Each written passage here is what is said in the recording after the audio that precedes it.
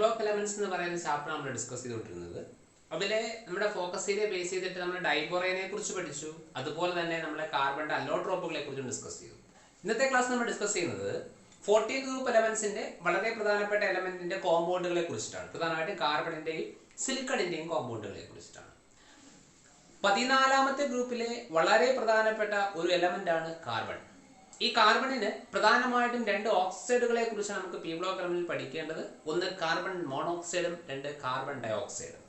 നമ്മുടെ focus area based വരുമ്പോൾ നമുക്ക് കാർബൺ മോണോക്സൈഡിനെ കുറിച്ച് മാത്രമാണ് പഠിക്കാനുള്ളത്. നിങ്ങൾക്ക് അറിയുന്ന കാര്യങ്ങൾ തന്നെയായിരിക്കും നമുക്ക് പഠിക്കേണ്ട. ആദ്യത്തെ കാർബണിന്റെ വളരെ പ്രധാനപ്പെട്ട കോമ്പൗണ്ട് ആണ് കാർബൺ മോണോക്സൈഡ്. കെമിക്കൽ ഫോം നിങ്ങൾക്ക് അറിയാം, CO. നമ്മൾ ബേസിക് ആയിട്ട് കാര്യങ്ങൾ മനസ്സിലാക്കണം. ഈ കാർബൺ മോണോക്സൈഡ് എങ്ങനെ പ്രിപ്പയർ ചെയ്യുന്നത് വെച്ച് കഴിഞ്ഞാൽ പല മെത്തേഡുകൾ നമുക്ക് അപ്ലൈ ചെയ്യാം. ഒന്നാമത്തെ മെത്തേഡ് പറഞ്ഞാൽ direct oxidation of carbon in the limited supply of air or oxygen. അതായത് നമ്മുടെ കാർബണിനെ ഡയറക്റ്റ് ഓക്സിഡേഷൻ വിധേയമാക്കുക in the limited supply of air or oxygen. ഓക്സിജന്റെ അല്ലെങ്കിൽ എയറിന്റെ ലിമിറ്റഡ് സപ്ലൈയിൽ നമ്മൾ കാർബണിനെ ഡയറക്റ്റ് ഓക്സിഡേഷൻ വിധേയമാക്കി കഴിഞ്ഞാൽ നമുക്ക് ആരെ കിട്ടും? കാർബൺ മോണോക്സൈഡിനെ കിട്ടും. Direct oxidation of carbon in the limited supply of oxygen or air forms carbon monoxide. നമ്മൾ ഇക്വേഷൻ ചെയ്താൽ മതി, ബാലൻസ് ചെയ്താൽ മതി. ഒരു കാർബൺ ഉണ്ട്, ഇവിടെയും ഒരു കാർബൺ. രണ്ട് ഓക്സിജൻ ഉണ്ട്, ഇവിടെ ഒരു ഓക്സിജനേ ഉള്ളൂ. രണ്ട് കൊടുത്തു, ഇക്വേഷൻ ബാലൻസ് ചെയ്തു. അപ്പോഴേക്കും കാർബൺ എന്തായി മാറി? രണ്ടായി മാറി. നമ്മൾ ഒന്നാമത്തെ മെത്തേഡ് ഇതാണ് എന്ന് മനസ്സിലാക്കി വെച്ചേക്കുക. അതായത് direct oxidation of carbon the limited supply of air or oxygen നമുക്ക് ആരെ കിട്ടും? കാർബൺ മോണോക്സൈഡിനെ കിട്ടും. സിമ്പിൾ ആയി ഓർത്ത് വെച്ചേക്കും. ഒന്നാമത്തെ പ്രിപ്പറേഷൻ മെത്തേഡ്.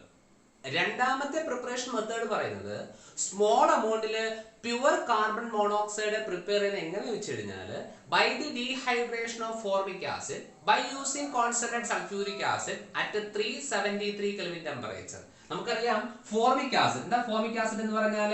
മെത്തനോയിക് ആസിഡിന്റെ കോമൺ നെയിം ആണ് ഫോർമിക് ആസിഡ്. ഒരു കാർബൺ ആറ്റമുള്ള കാർബോക്സിലിക് ആസിഡ്. ഇതിനെ ഡീഹൈഡ്രേഷൻ വിധേയമാക്കുക.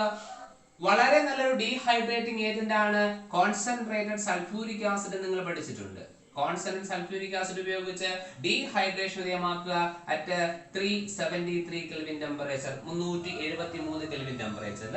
ഇവിടുന്ന് water, dehydration means water eliminate ചെയ്യുക.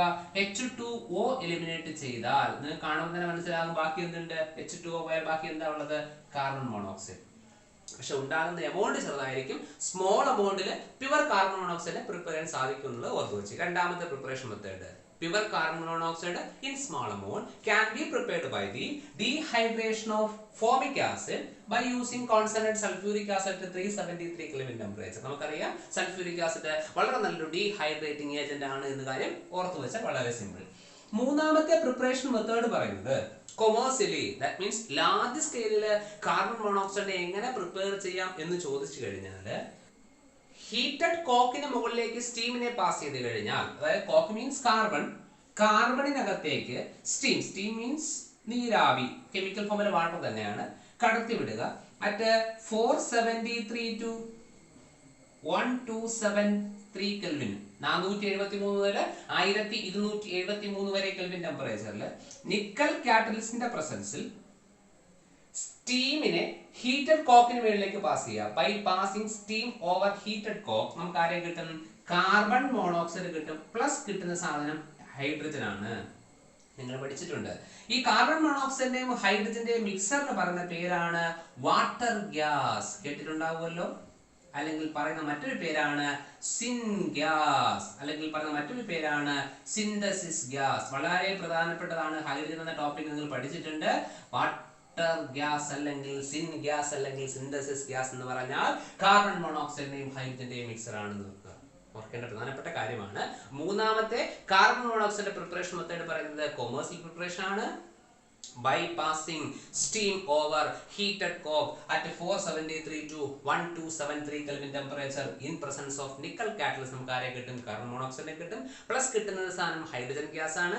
ഈ കാർബൺ മോണോക്സൈഡിന്റെയും ഹൈഡ്രജന്റെയും മിക്സറിനെ പറയുന്ന പേരാണ് വാട്ടർ ഗ്യാസ് അല്ലെങ്കിൽ സിൻ ഗ്യാസ് അല്ലെങ്കിൽ സിന്തസിസ് ഗ്യാസ് എന്ന കാര്യം കൂടെ ഓർത്തു വയ്ക്കുക. നമ്മളിവിടെ സ്റ്റീമിന്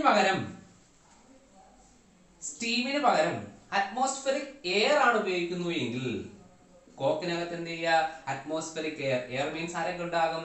ഓക്സിജൻ ഉണ്ടാകും, നൈട്രജൻ ഉണ്ടാകും.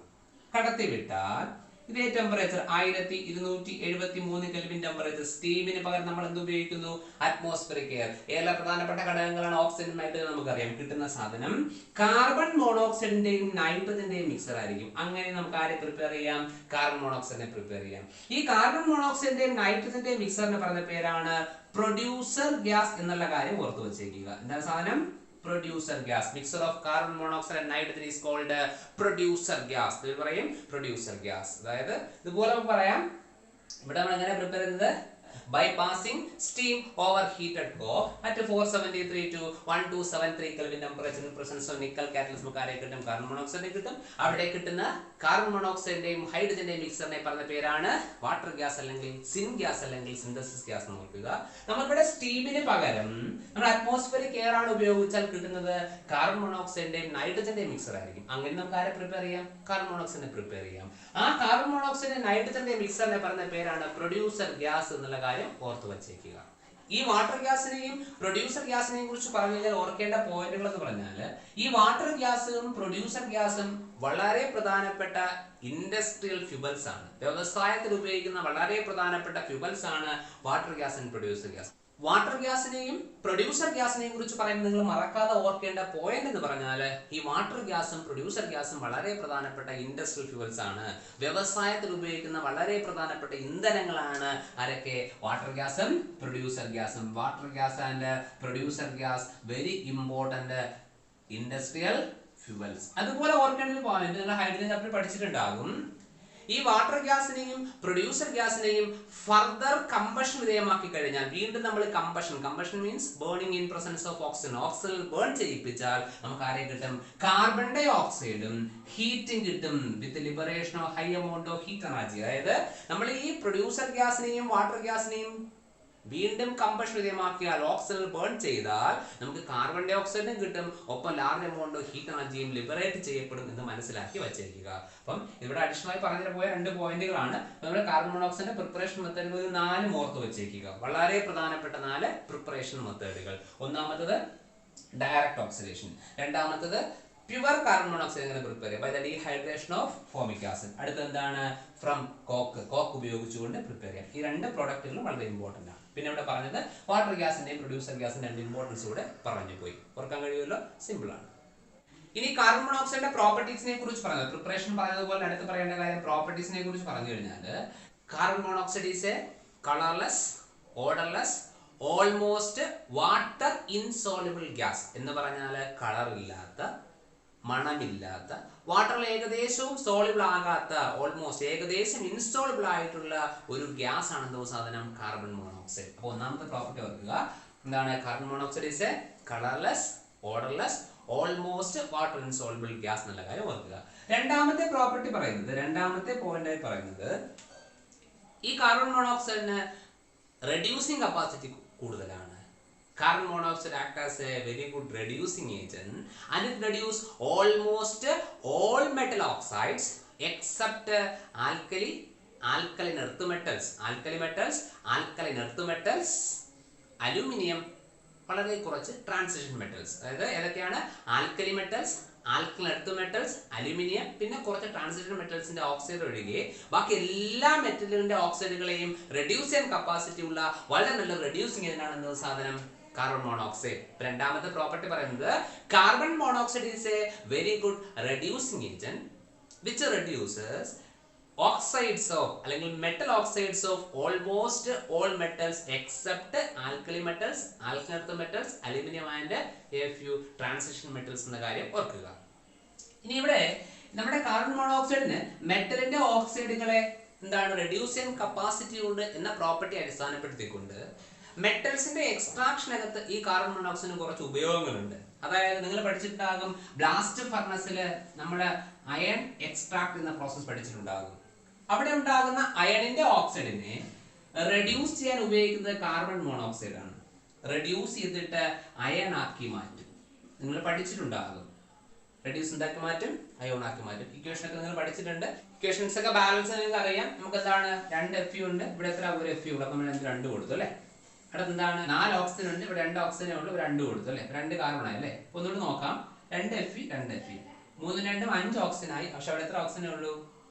4 ഓക്സിജനേ ഉള്ളൂ അല്ലേ. അപ്പൊ എന്താ മാർഗം?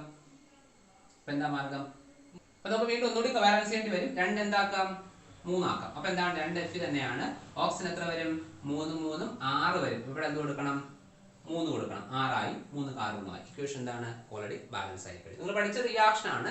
നമ്മുടെ കാർബൺ മോണോക്സൈഡിന് മെറ്റലിന്റെ ഓക്സൈഡുകളെ റെഡ്യൂസ് ചെയ്ത് മെറ്റൽസ് ആക്കി മാറ്റാൻ കഴിയുമെന്നുള്ള കപ്പാസിറ്റി ഉപയോഗിച്ചുകൊണ്ടാണ് നമ്മൾ എന്ത് ചെയ്യുന്നത്? എക്സ്ട്രാക്ഷൻ പ്രോസസ്സിൽ കാർബൺ മോണോക്സൈഡ് ഉപയോഗിക്കുന്നത്. അതിൽ എക്സാമ്പിൾ ആണ് നമ്മൾ അയണിന്റെ ഓക്സൈഡിനെ റെഡ്യൂസ് ചെയ്ത് അയൺ ആക്കി മാറ്റാൻ വേണ്ടി ഉപയോഗിക്കുന്നത് കാർബൺ മോണോക്സൈഡ്. അതുപോലെ നിങ്ങൾ പഠിച്ചിട്ടുണ്ട് സിങ്കിന്റെ ഒരു എക്സാമ്പിൾ പറയാം, സിങ്ക് ഓക്സൈഡ്. ഇതിനെ റെഡ്യൂസ് ചെയ്ത് നമുക്ക് എന്താക്കി മാറ്റാൻ കഴിയും? സിങ്ക് ആക്കി മാറ്റാൻ കഴിയും. കാരണം റെഡ്യൂസിംഗ് കപ്പാസിറ്റി ആർക്ക് വളരെ കൂടുതലാണ്? കാർബൺ മോണോക്സൈഡ് അധികം കൂടുതലാണ് എന്നുള്ള കാര്യം ഓർത്ത് വെച്ച്. ഇക്വേഷൻ ബാലൻസ്ഡ് ആണെന്ന് നോക്കിക്കൊണ്ടാകും. ഇക്വേഷൻ ഓൾറെഡി ബാലൻസ്ഡ് ആണ്. ഇത് രണ്ടും ഓർത്ത് വെച്ചിരിക്കുക. അപ്പൊ പ്രോപ്പർട്ടീസ് പറയുമ്പോൾ ആദ്യം പറയുന്ന property carbon monoxide is a colourless, odourless, almost water insoluble gas.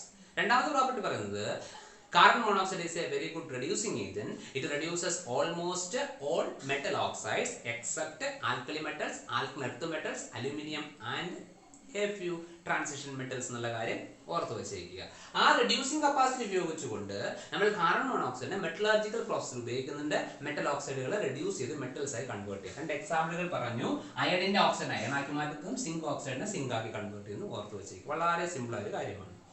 ഇനി കാർബൺ മോണോക്സൈഡിന്റെ സ്ട്രക്ചറിനെ കുറിച്ച് നോക്കാം. കാർബൺ മോണോക്സൈഡിന്റെ സ്ട്രക്ചറിനെ കുറിച്ചുള്ള നിങ്ങൾക്ക് അറിയാം. നിങ്ങൾക്ക് അതിന്റെ ലൂയിസ് ഡോട്ട് റെപ്രസെന്റേഷൻ ഒക്കെ വരയ്ക്കാൻ അറിയാമെന്ന് ഞാൻ വിശ്വസിക്കുന്നു. നമുക്കറിയാം കാർബൺ എത്ര അറ്റോമിക് നമ്പർ? 6 ആണ്. Electronic configuration 2 4. ഓക്സിജൻ എത്ര അറ്റോമിക് നമ്പർ? 8 ആണ്. Electronic configuration 2 6. അപ്പം കാർബണിന്റെ ഔട്ടറിൽ 4 ഇലക്ട്രോൺ, ഓക്സിജൻ ഔട്ടറിൽ എത്ര ഇലക്ട്രോൺ? 6. ടോട്ടൽ ഔട്ടർ ഇലക്ട്രോൺ എത്രയാണ്? 10. ലൂയിസ് ഡോട്ട് റെപ്രസെന്റേഷൻ വരയ്ക്കാൻ നിങ്ങൾക്ക് അറിയുന്നതാണല്ലോ. അപ്പൊ നമ്മൾ കാർബൺ മോണോക്സൈഡ് മോളിക്യൂൾ എന്ന് പറയണമെങ്കിൽ മിനിമം ഒരു ബോണ്ട് എങ്കിലും കാർബൺ ഓക്സിജൻ ഇടയിൽ വരണം. ഒരു ബോണ്ട് മീൻസ് 2 ഇലക്ട്രോണുകൾ. മൊത്തം 10 ഇലക്ട്രോണുകൾ. 2 പോയാൽ ബാക്കി എത്രയുണ്ട്? 8. ഒക്ടറ്റ് കംപ്ലീറ്റ് ചെയ്യാം ഓരോ ആറ്റത്തിനായിട്ട് അല്ലേ. ഇപ്പൊ ഓക്സിജൻ എത്ര? 2 ഇലക്ട്രോൺ ഉണ്ട് അല്ലേ. ബാക്കി എത്ര കംപ്ലീറ്റ് ചെയ്യണമെങ്കിൽ 6 വരണ്ടേ? കൊടുക്കാനുണ്ട് 8 ഉണ്ട്. 2 4 6 ആയി. ബാക്കി മിച്ചം എത്രയാണുള്ളത്? 2 അല്ലെ. ആ 2 കൂടെ കൊടുക്കാം. കാർബണിന്റെ ഒക്ടറ്റ് കംപ്ലീറ്റ് ചെയ്തില്ല. 2 4 ആയിട്ടുള്ളൂ അല്ലെ. അപ്പൊ എന്താ മാർഗം? ഡബിൾ ബോണ്ട് കൊടുക്കാം അല്ലെ. അപ്പം നമ്മൾ സിംഗിൾ ബോണ്ട് കൊടുത്ത് ശരിയാതെ നമ്മൾ എന്ത് കൊടുത്തു? മൾട്ടിപ്പിൾ ബോണ്ടിലേക്ക് പോയി. മൊത്തം 10 ഇലക്ട്രോൺ ഉള്ളത്. ഇപ്പൊ എത്ര കൺസ്യൂം ചെയ്തു? 2 4 കൺസ്യൂം ചെയ്തു. ബാക്കി എത്രയുണ്ട്? 6. കംപ്ലീറ്റ് ചെയ്യാമല്ലോ അല്ലെ. 2 4 ഉണ്ട്. ഓക്സിജൻ എത്ര വേണം? 4 കൂടെ വേണം. ബാക്കി എത്രയുണ്ട്? 2 മിച്ചമുണ്ട്. 2 കൊടുത്തു. കാർബൺ കംപ്ലീറ്റ് ചെയ്ത് ഒക്ടറ്റില്ല. 2 4 6 ആയിട്ടുള്ളൂ അല്ലെ. അപ്പൊ എന്താ മാർഗം? ട്രിപ്പിൾ ബോണ്ടിലേക്ക് പോകാം. എത്ര ഇലക്ട്രോൺ മൊത്തം? 10 ഇലക്ട്രോൺസ് ഉണ്ട്. എത്ര? 2 4 6. ബാക്കി എത്ര ഇലക്ട്രോൺസ് ഉണ്ട്? 4 ഉണ്ട്. ഒക്ടറ്റ് കംപ്ലീറ്റ് ചെയ്യാം. 2. ഇപ്പൊ ഇവിടെ ഒക്ടറ്റ് കംപ്ലീറ്റ് ചെയ്യപ്പെട്ടു. ഓക്സിജൻ എത്ര ഉണ്ട്? 2 4 6 8. കാർബൺ എത്ര ഉണ്ട്? 2 4 6 8. കംപ്ലീറ്റ് ചെയ്യപ്പെട്ടല്ലോ. അപ്പോൾ ഇതാണ് കാർബൺ മോണോക്സൈഡിന്റെ സ്ട്രക്ചർ എന്ന് പറയുന്നത്. ഇവിടെ മനസ്സിലാക്കേണ്ട കാര്യം കാർബൺ മോണോക്സൈഡിന് ഒരു സിഗ്മ ബോണ്ട് ഉണ്ട്, 2 പൈ ബോണ്ടുകളുണ്ട്. സിഗ്മ ബോണ്ട് മീൻസ് നമുക്കറിയാം ട്രിപ്പിൾ ബോണ്ട് എന്ന് പറയുമ്പോൾ എന്തൊക്കെയാ? ഒരു സിഗ്മയും 2 പൈയും നമുക്കറിയാം. അപ്പോൾ കാർബൺ മോണോക്സൈഡ് എന്തുണ്ട്? ഒരു സിഗ്മ ബോണ്ട് ഉണ്ട്. അതുപോലെ എന്തുണ്ട്? 2 പൈ ബോണ്ടുകളുണ്ട്. Carbon monoxide has only 1 sigma bond and 2 pi ബോണ്ടുകൾ നോക്കുക.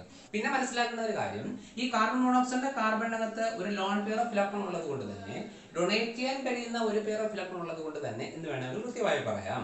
ഡൊണേറ്റ് ചെയ്യാൻ കഴിയുന്ന ഒരു പെയർ ഇലക്ട്രോൺ ഉള്ളത് കൊണ്ട് തന്നെ മെറ്റൽസുമായി കമ്പൈൻ ചെയ്തിട്ട് മെറ്റലുകളുമായി കമ്പൈൻ ചെയ്തിട്ട് മെറ്റൽ കാർബണൈൽസിനെ ഫോം ചെയ്യുന്നു. എന്തിനെ ഫോം ചെയ്യുന്നു?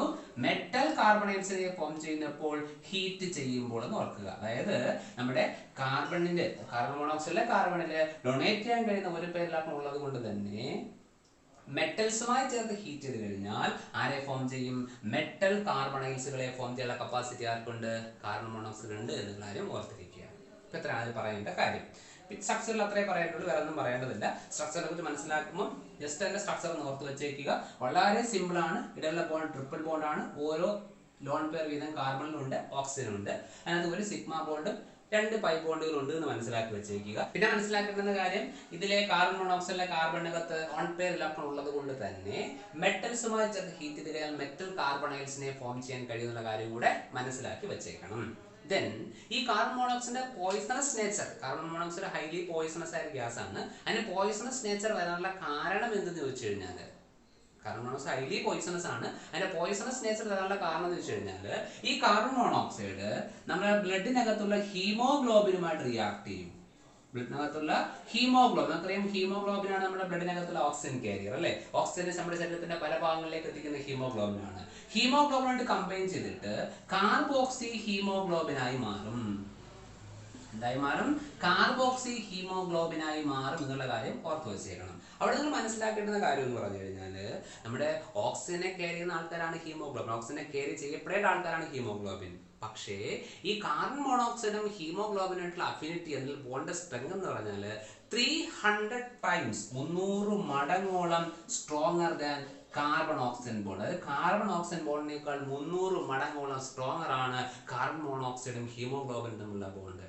അപ്പോൾ അതുകൊണ്ട് തന്നെ ഓക്സിജനും കാർബൺ മോണോക്സൈഡ് എന്നാൽ ആരെ കൊണ്ടുപോയുള്ളൂ? ഓക്സിജന് പകരം കാർബൺ മോണോക്സൈഡ് ശരീരത്തിന്റെ പല ഭാഗങ്ങളിലേക്ക് എത്തിക്കുകയും ഓക്സിജന്റെ അസാന്നിധ്യം അനുഭവപ്പെടുകയും ചെയ്യും. ഓക്സിജൻ കിട്ടാതെ നമ്മൾ എന്താണ് ഈവൻ ഡെത്തിന് വരെ കാരണമാകുന്ന ഒരു സിറ്റുവേഷൻ ആണ്. അതൊന്ന് മനസ്സിലാക്കുക.